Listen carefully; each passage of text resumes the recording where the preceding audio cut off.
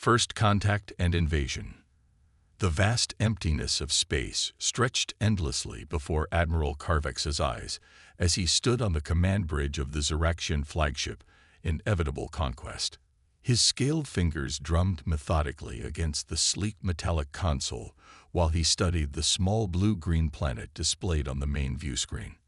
"Is this truly the target, Science Officer Vexer?" Carvex asked, his voice betraying a hint of disappointment. "It appears primitive." Vexer, a slender figure with iridescent skin that shifted between shades of blue and green, nodded eagerly. "Indeed, Admiral. Despite its unimpressive appearance, our probes have detected substantial mineral resources, abundant water, and optimal atmospheric conditions, perfect for colonization. And the inhabitants?" Carvex's 4 eyes narrowed slightly. "Bipedal mammals," Vexer replied with a dismissive gesture. "Technologically limited. They've achieved rudimentary spaceflight within their own system, basic digital networks, and elementary weapons systems. Nothing that could possibly threaten the might of the Ziraxian Empire." Carvex nodded slowly. The Empire had conquered hundreds of worlds across 12 star systems, and this would be just another footnote in their glorious expansion. The High Command was particularly interested in this sector. Expanding their territory toward the galactic core would secure valuable trade routes and resources. "Prepare the first wave," Carvex ordered. "Standard protocol. Target their military installations and governmental centers. I want this conquest completed within 3 planetary rotations." "As you command, Admiral." His first officer responded with a salute against her chest, the traditional Ziraxian gesture of compliance. The invasion began precisely as planned. 500 Ziraxian warships descended through Earth's atmosphere, their advanced cloaking technology rendering them nearly invisible until they were directly above their targets. The initial strikes hit military bases, communication centers, and power grids across the planet simultaneously. On Earth, Dr. Maya Chen was working late in her underground laboratory when the first explosions rocked the surface above. The lights flickered momentarily before the facility's backup generators engaged. A blaring alarm echoed through the corridors. "What's happening?" she demanded, rushing to her computer terminal. The satellite feeds showed multiple impact sites across the globe.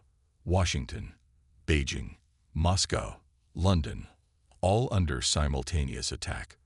"Unknown aircraft," her assistant, Dr. Raj Patel, reported as he frantically typed commands into his terminal. "They appeared out of nowhere. Military defenses are scrambling. But what?" Maya pressed. "They're getting decimated," Raj answered, his voice hollow. "Whatever these things are, they're not from Earth." Maya's mind raced. As one of the leading scientists in quantum physics and experimental technology, she had occasionally wondered about the possibility of extraterrestrial life, but never had she imagined that first contact would come in the form of an invasion. "We need to gather data," she said firmly, pushing aside her fear. "If these are aliens with advanced technology, we need to understand it if we're going to have any chance of fighting back." Across the planet, General Marcus Reed was witnessing the devastation firsthand. His military convoy had narrowly escaped the destruction of Fort Bradley by taking shelter in an abandoned mining tunnel. The screams of the wounded and dying still echoed in his ears as he tried to establish communication with any remaining military command centers. "Sir, I've got a weak signal from NORAD," Lieutenant Santos reported. They'd gone to full lockdown, reporting similar attacks worldwide. Reed's weathered face remained impassive, but his eyes burned with determination. 30 years in the military had prepared him for many scenarios, but an alien invasion wasn't one of them. Still, the principles of warfare remained the same, regardless of the enemy.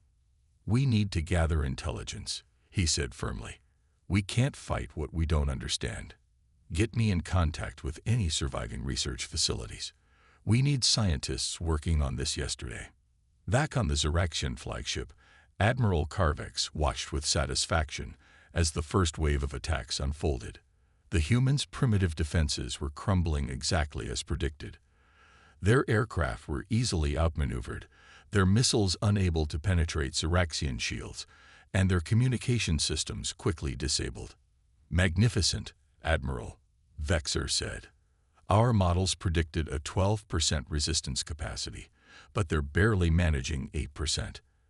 At this rate, we'll have full planetary control within 2 rotations instead of 3. Carvex nodded, but something in his gut, an instinct honed through countless conquests, made him uneasy. "Have we encountered any unexpected tactics? Any surprises at all?" Vexer consulted his data screens. Nothing significant. Their military forces are attempting to regroup, but they're scattered and disorganized. Their governing bodies are in chaos. It's proceeding exactly as our simulations predicted. "Perhaps too perfectly," Carvex muttered. In his experience, conquest was never this smooth. Even the most primitive species fought with desperate creativity when their homes were threatened. Something didn't feel right. As the first day of the invasion ended, the Ziraxian Empire controlled 60% of Earth's surface. Major cities lay in ruins, militaries were in disarray, and millions of humans had fled to rural areas or underground shelters. By all measurable metrics, the conquest was proceeding flawlessly. Yet in hidden facilities across the globe, humanity was far from defeated. In her underground laboratory, Dr. Maya Chen had been working nonstop, analyzing the limited data they had managed to gather from the alien vessels. Her team had recovered fragments of a downed scout ship, and what they discovered was both terrifying and promising. The aliens' technology operates on quantum principles, similar to what we've been researching, she explained to the assembled scientists and military personnel who had managed to reach the facility. Their energy signatures suggest their shields and weapons systems are incredible, but not incomprehensible. "Can we defeat them?" General Reed asked bluntly. He had arrived hours earlier, having connected with Maya's facility through the emergency protocols established years ago for worst-case scenarios. Maya hesitated, not with conventional weapons, but she pulled up a complex diagram on the main screen. Their shield technology utilizes a quantum frequency modulation that's remarkably similar to the experimental system we've been developing. If we can reverse engineer their approach and create a counter frequency. In English, Dr. Reed prompted. "We might be able to disrupt their shields," Maya said simply. "Make them vulnerable. But we'd need more data, and we'd need to get close to one of their larger vessels to understand the full spectrum of their defense systems." Reed's eyes narrowed thoughtfully. "That we can do. My teams have been observing their patrol patterns. These aliens are methodical, overconfident. They don't expect resistance, which means they're getting sloppy." By the end of the second day, the Ziraxians controlled 80% of Earth's surface. Admiral Carvex was preparing to report complete success to the High Command when his second officer interrupted with disturbing news. "Admiral, we've lost contact with 3 patrol squadrons in Sector 7, she reported, confusion evident in her voice. "Malfunction," Carvex suggested, though he already suspected otherwise. "Unlikely, sir. All 3 squadrons reported anomalous readings just before communication was lost. And..." She hesitated. "Speak freely, officer. We've detected unusual movements beneath the planetary oceans, large metal objects moving at high speeds, but our sensors can't get clear readings due to the density of the liquid environment." Carvex stared at the global map, his unease growing. "And what of the human resistance?" "Scattered, ineffective," Vexer reported confidently. "They've managed a few lucky strikes against our smaller vessels, but nothing coordinated, nothing threatening." Carvex wasn't convinced. "Increase our sensor suites. I want detailed scans of those oceans and any unusual subterranean areas. And double our patrols in Sector 7. As the third day dawned, the Ziraxians prepared for their final push. Admiral Carvex ordered his forces to converge on the remaining pockets of resistance, mostly in remote mountainous regions and a few hardened military facilities that had somehow survived the initial onslaught. But as the Ziraxian forces moved into position, The unexpected happened. From beneath the Atlantic Ocean, massive structures began to rise, submarine bases housing aircraft and weapons systems that had been completely hidden from Ziraxian sensors. From the mountains came swarms of fighter craft utilizing stealth technology that the Ziraxians had not detected. And from deep underground bunkers emerged ground forces equipped with weaponry that seemed far more advanced than what the humans had initially deployed.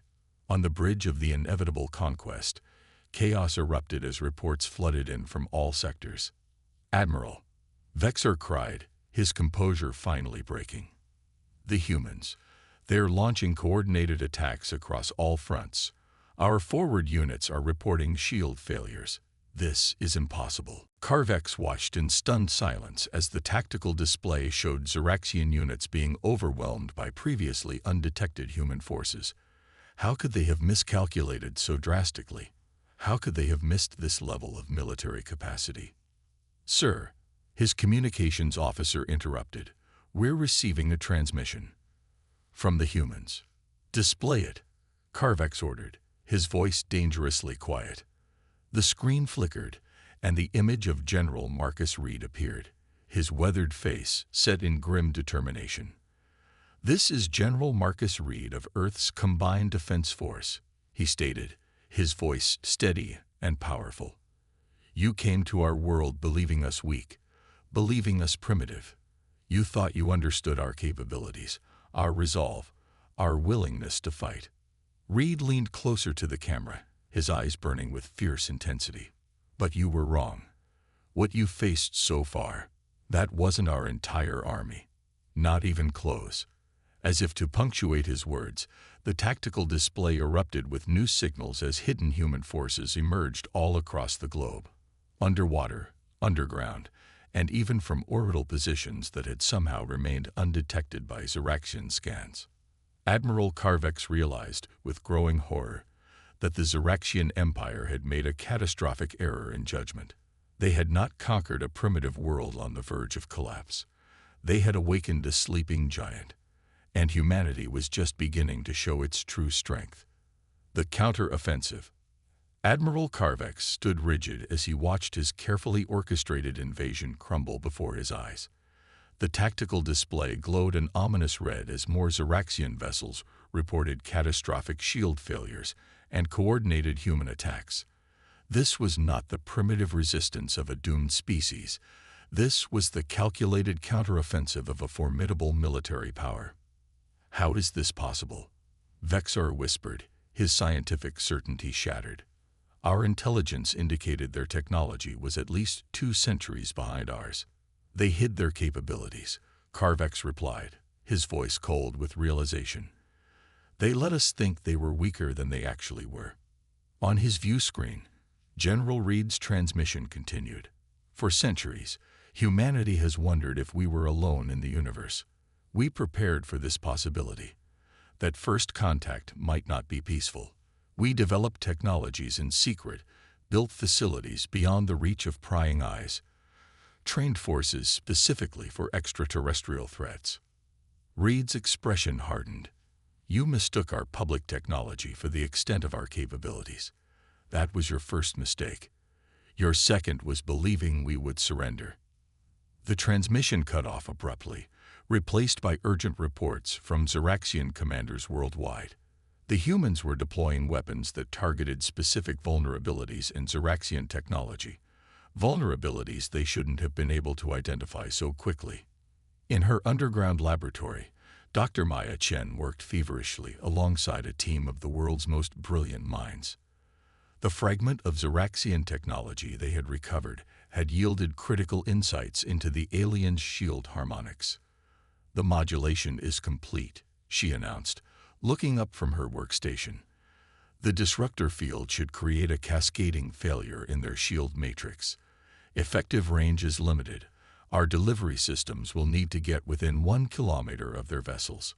General Reed nodded grimly. "My pilots will get it done." "How many units can you produce?" "We've adapted the technology to our existing missile systems," Dr. Puddle explained. "Production facilities around the world are manufacturing them now." Within 6 hours, we'll have enough to target their major command ships. Reed turned to the communications officer. Transmit the specifications to all resistance cells. Priority Alpha. The general then addressed the assembled military commanders, both in person and via secure video links. The Xeraxians thought this would be a simple conquest.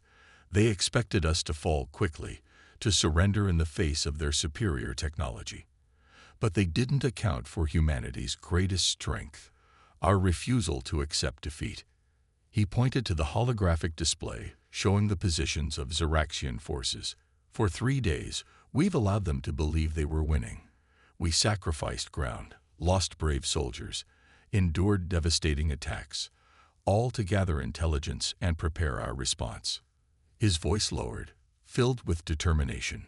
Now we show them who they're really fighting. Aboard the inevitable conquest, Admiral Carvex was rallying his forces. Reconfigure shield harmonics on all vessels, he ordered. The humans have developed some form of disruptor technology. Deploy additional fighter squadrons to protect our command ships. Admiral, his first officer interjected, should we not request reinforcements from the High Command? This resistance is far beyond what we anticipated. Carvex bristled at the suggestion. And admit that I underestimated a supposedly primitive species. No, we still outnumber and outgun them. This is merely a temporary setback. But deep down, Carvex knew something had fundamentally changed. The Xeraxian Empire had conquered hundreds of worlds, and none had mounted such an effective counter-response. The humans had done something unprecedented. They had studied their enemy, identified weaknesses, and adapted with remarkable speed. As the 4th day of the invasion dawned, humanity launched its full counteroffensive.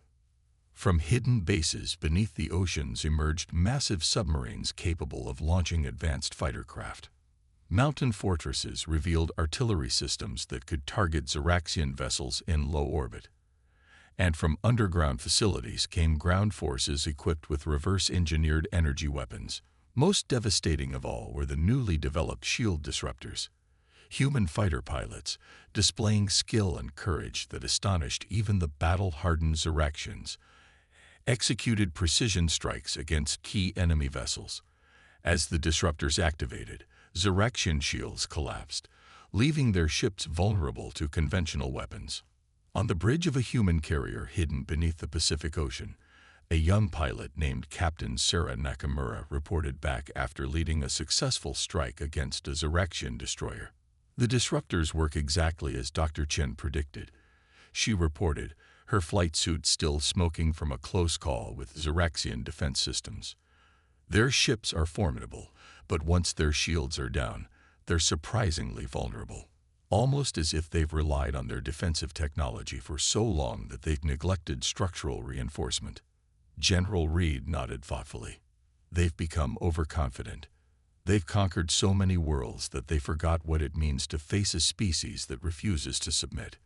Their tactics are becoming more desperate, Sarah observed. They're clustering their forces, trying to concentrate their firepower. It makes them easier to target. Reed turned to his tactical officer. Transmit new coordinates to all attack groups. Focus on their command vessels. It's time we took the fight directly to their leadership. Admiral Carvex watched with mounting horror as his fleet's formation began to collapse. The humans were not fighting like a species on the brink of extinction. They were executing a methodical, strategic campaign aimed at dismantling the Xeraxian command structure. Sir, his second officer reported grimly, we've lost contact with the entire Eastern Command Group, and our southern forces report that humans have deployed some kind of electromagnetic pulse weapon that's disabling our ground units. Impossible, Vexer muttered, frantically analyzing the data. Their technological level simply cannot support such advanced weaponry. Evidently, Carvex replied coldly, our intelligence was flawed. He stared at the tactical display, watching as more of his forces were systematically disabled or destroyed. The humans were not just fighting back. They were winning, and they were doing so with technology that should have been beyond their capabilities. Sir, the communications officer interrupted, We're detecting a large formation of human vessels approaching our position. They appear to be targeting the inevitable conquest directly. Carvex's 4 eyes narrowed. Prepare for direct engagement. Divert all available power to forward shields. Launch all remaining fighter squadrons. As the human attack force approached, Carvex realized with growing dismay that they were executing maneuvers that demonstrated intimate knowledge of Ziraxian defensive formations. Somehow, in just a few days of combat, the humans had analyzed and adapted to Ziraxian battle tactics that had been refined over centuries. Leading the human attack was General Reed himself, commanding an advanced stealth vessel that had remained hidden until this crucial moment. Alongside him was Dr. Maya Chen, who had insisted on personally overseeing the deployment of her most powerful shield disruptor, a device designed specifically to target the Ziraxian flagship.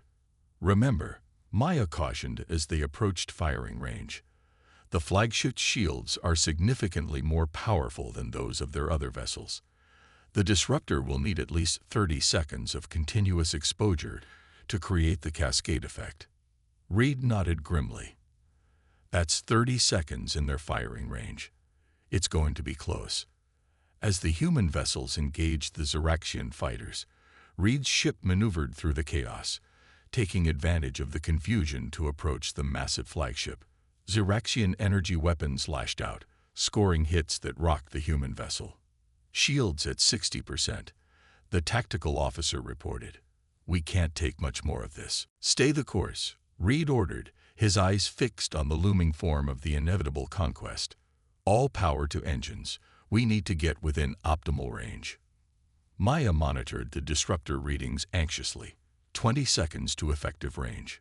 The ship shuddered as another Ziraxian blast struck home. Warning alarms blared throughout the bridge. Shields at 40%. Reed remained unnervingly calm. 15 seconds to weapons range. Prepare the disruptor. On the inevitable conquest, Admiral Carvex watched the approaching human vessel with growing concern. Something about its trajectory suggested a suicide mission. Target that ship, he ordered. Maximum firepower.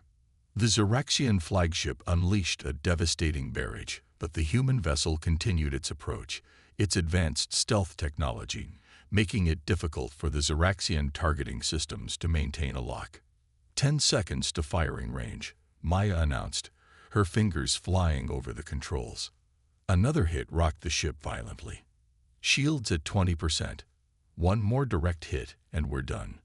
Evasive maneuvers, Reed ordered. Pattern Delta 7. Make them work for it. The ship swerved and twisted, avoiding the worst of the Ziraxian barrage. Reed's pilot, a veteran of countless simulations specifically designed for this moment, executed the maneuvers with precision that would have been impossible just years earlier. 5 seconds. The inevitable conquest loomed enormous on their view screen. At this range, they could see individual weapon emplacements tracking their approach. 3, 2, 1. We're in range, Maya shouted, activating disruptor. A concentrated beam of energy shot forth from the human vessel, striking the Ziraxian flagship's shields. Unlike conventional weapons, the beam didn't seek to penetrate the shields. Instead, it created a resonance frequency that interfered with the shield harmonics themselves. Maintain position, Reed ordered as the ship shuddered under continued Ziraxian fire. Give it time to work. On the bridge of the inevitable conquest, alarms blared as the shield systems began to fluctuate wildly. What's happening? Carvex demanded. Some kind of interference pattern, the shield officer reported frantically.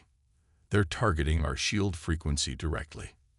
The modulation system can't compensate. Reroute power, change frequencies.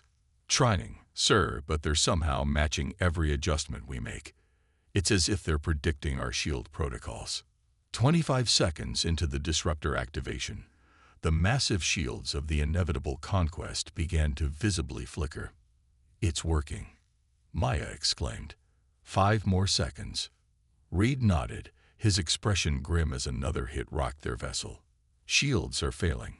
We're defenseless. 3, 2, 1. With a spectacular display of energy discharge, the shields of the Zyrexian flagship collapsed completely. Instantly, the waiting human forces launched their attack, targeting the now vulnerable command vessel with everything they had. Reed opened a channel to all human forces. The flagship is exposed. All units converge in attack. This ends now. As his ship rocked with explosions and system failures, Admiral Carvex realized the magnitude of the Empire's miscalculation. The humans hadn't just gotten lucky, they had systematically analyzed Zyrexian technology, identified its weaknesses, and developed countermeasures in a matter of days. "Admiral," his first officer urged, "we must abandon ship. The structure is failing." Carvex stood immobile, watching as his grand invasion collapsed around him. "No," he said quietly. "I will face the consequences of my failure. Evacuate the crew, but I remain." As the evacuation pods launched from the dying flagship, General Reed's vessel maneuvered alongside the bridge section. Rather than delivering a killing blow, Reed opened a direct communication channel. "Admiral Carvex," he addressed the Zyrexian commander directly. "Your forces are defeated. Your flagship is disabled. This invasion is over."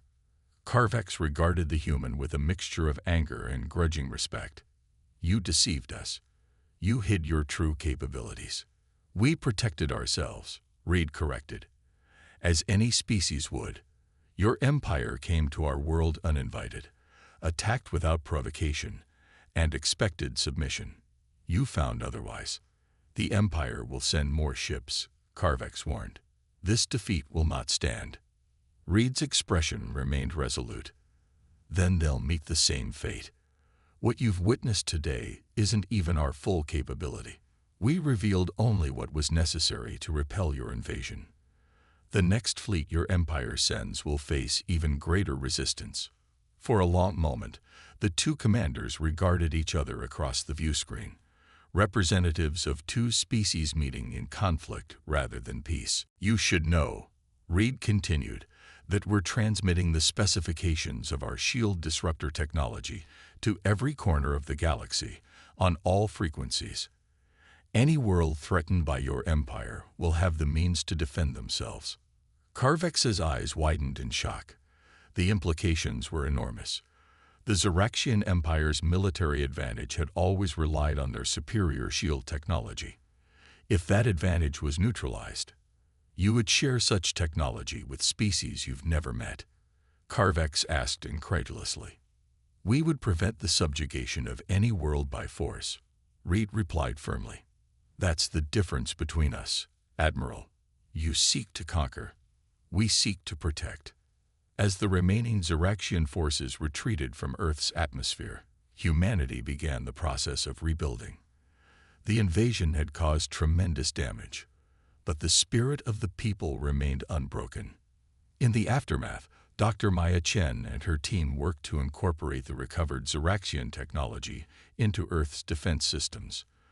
The knowledge gained from this conflict would ensure that any future invasion attempts would be met with even greater resistance. General Reed, standing before the United Nations Security Council, delivered a speech that would be remembered for generations. Today, humanity faced its greatest challenge and emerged victorious. Not because we were stronger or more advanced, but because we refused to surrender. Because when faced with extinction, we chose to fight. Because when confronted with superior technology, we adapted and overcame. He paused, looking at the assembled leaders of Earth. The Zyrexian Empire made a critical error. They looked at our public technology, our visible military, our apparent capabilities, and they thought they understood us. They didn't realize that humanity's greatest strength isn't our weapons or our science. It's our indomitable spirit, our creativity under pressure, our refusal to accept defeat. Reed's expression grew solemn. They believed they were facing a primitive species ripe for conquest. What they didn't know, what they couldn't comprehend, was that what they encountered wasn't our entire army. It wasn't even close to what humanity is capable of when united against a common threat. In the deep reaches of space, Admiral Carvex's escape pod drifted slowly toward the rendezvous point, where the remnants of his once mighty invasion force awaited. As he contemplated the report he would deliver to the High Command, he realized that the Xeraxian Empire had encountered something unprecedented in its long history of conquest. They had found a species that appeared vulnerable but possessed hidden strength.